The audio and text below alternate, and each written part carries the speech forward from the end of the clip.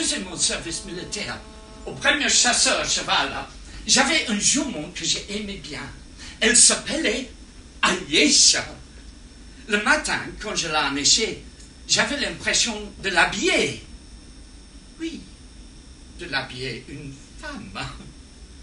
Avec une tétière, une selle, une sangle, tout quoi. Un jour, on allait à l'exercice, tenue de campagne.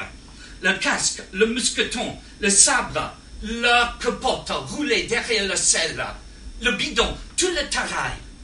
Il faisait un chaleur terrible. Tout à coup, au-dessus d'un rue, qu'est-ce que je vois? Antoinette, dans un rayon de soleil. Elle était toute blanche et toute seule, comme une apparition. Elle me racontait plus tard qu'elle avait eu peur. Mais une jeune fille, isolée comme ça devant tout un régiment d'hommes à cheval, on marche vers elle et qui, sûrement sourire, reconnaît et fait des plaisanteries en la voyant. Mais elle voudrait être courageuse. Elle a rassemblé son énergie et continué à détourner les yeux des soldats. Et puis, Vlan, la méchanceté du sort. Le troupe commence à la croiser quand elle attend un craquement dans son vêtement.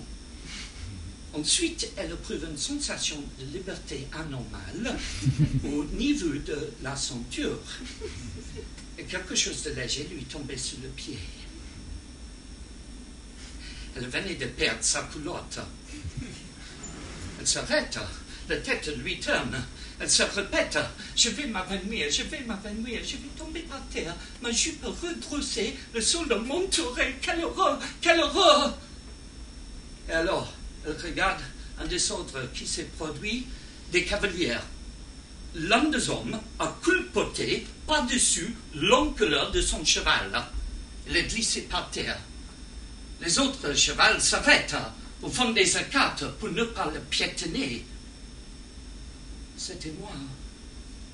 Moi seul, j'ai vu la petite culotte d'Antoinette tirer sous ses chaussures.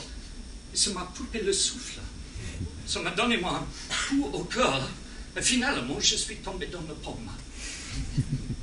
Mais c'était un peu comme le jour de Gand. Mais en 100 fois, 1000 fois plus fort. Antoinette, elle a profité pour dégager sa culotte et la fourrer dans son sac. Elle s'est prêtée à ficher le consentement sans reste. Et la voilà, qu'il me reconnaît. C'était son petit voisin qui était étalé sous le pavé. Les hommes ont mis un pied à terre. Ils ont glissé une capote sur ma nuque. Ils m'ont fait boire au guilot d'un bidon. Le liquide coule le long de mon menton. Alors, Antoinette a pitié. Au lieu de se sauver, elle s'approche, elle s'agenouille près de moi et elle me suit avec son mouchoir.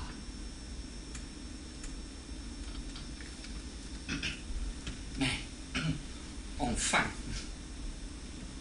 avec-elle croire être son mouchoir?